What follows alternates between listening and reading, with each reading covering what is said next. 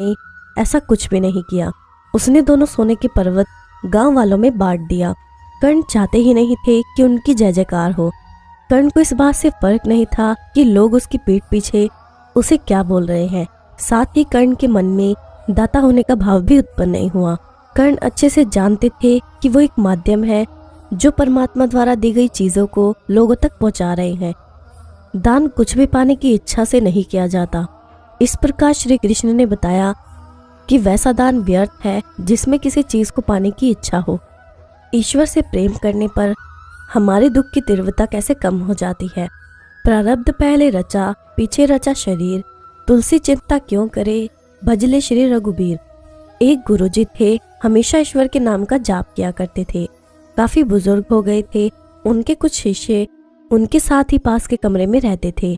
जब भी गुरुजी को शौच स्नान आदि के लिए जाना होता था, वो अपने शिष्यों को आवाज लगाते थे और शिष्य उन्हें ले जाते थे। धीरे धीरे कुछ दिनों बाद शिष्य 2-3 बार आवाज लगाने के बाद भी कभी आते और कभी देर से आते।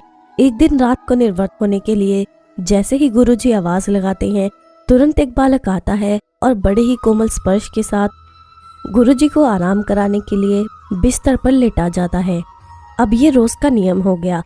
एक दिन गुरुजी को शक हो जाता है कि पहले तो शिष्यों को 3 बार आवाज लगाने पर भी वो देर से आते थे, लेकिन ये बालक तो आवाज लगाते ही दूसरे क्षण आ जाता है और बड़े कोमल स्पर्श से सब निर्वृत्त करवा देता है।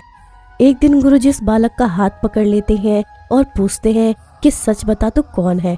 मेरे शिष्य तो ऐसे नहीं हैं। वो बालक के रूप में स्वयं ईश्वर थे। उन्होंने गुरुजी को स्वयं का वास्तविक रूप दिखाया। गुरुजी रोते हुए कहते हैं, हे प्रभु, आप स्वयं मेरे रोजाना के कार्य कर रहे हैं। यदि मुझसे इतने प्रसन्न हो तो मुझे मुक्ति दे दो। प्रभु कहते हैं कि जो आप भुगत रहे हो वो आपके प्रारब्ध है। आप मेरे सच्चे साधक हैं, हर समय मेरा नाम जप करते हैं, इसलिए मैं आपके प्रारब्ध भी आपकी सच्ची साधना के कारण स्वयं कटवा रहा हूँ। गुरुजी कहते हैं कि क्या मेरे प्रारब्ध आपकी कृपा से भी बड़े हैं? क्या आपकी कृपा मेरे प्रारब्ध नहीं काट सकती? प्रभु कहते हैं कि मेरी कृपा सर्वोपरि है, ये अवश्य ही आपके प्रारब्ध काट सकती है, लेकिन फिर अगले जन्म में आपको ये प्रारब्ध भुगतने फिर से आना होगा। यही कर्म नियम है, इसलिए आपके प्रारब्ध स्वयं अपने हाथों से कटवाकर इस जन्म मरण से आपको मुक्ति देना चाहता हूँ। शास्त्र कहते हैं प्रारब्ध 3 तरह के होते हैं, मंद, तीव्र और तीव्रतम। मंद प्रारब्ध प्रभु का नाम जपने से कट जाते हैं। तीव्र प्रारब्ध किसी सच्चे संत का संग करके श्रद्धा और विश्वास से मेरा नाम जप करने से कट जाते हैं। लेकिन तीव्रतम प्रारब्ध भुगतने ही पड़ते हैं।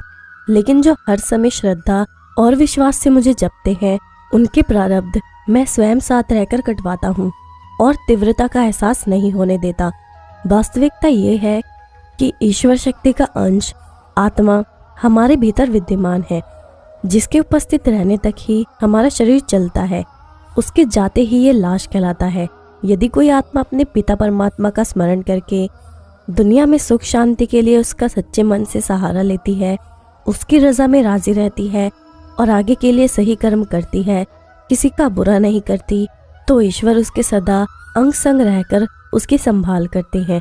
और तो और यदि वो आत्मा निष्काम कर्म करती हुई ईश्वर से ईश्वर का प्रेम और कृपा ही मांगते हुए दुनिया में बार बार आवागमन से छुटकारा चाहती है, तो उसका स्वार्थ और परमार्थ दोनों संवर जाते हैं। तो इस प्रकार ईश्वर से प्रेम करने पर हमारी दुख की तीव्रता कम हो जाती है और हमें मोक्ष भी मिल जाता है।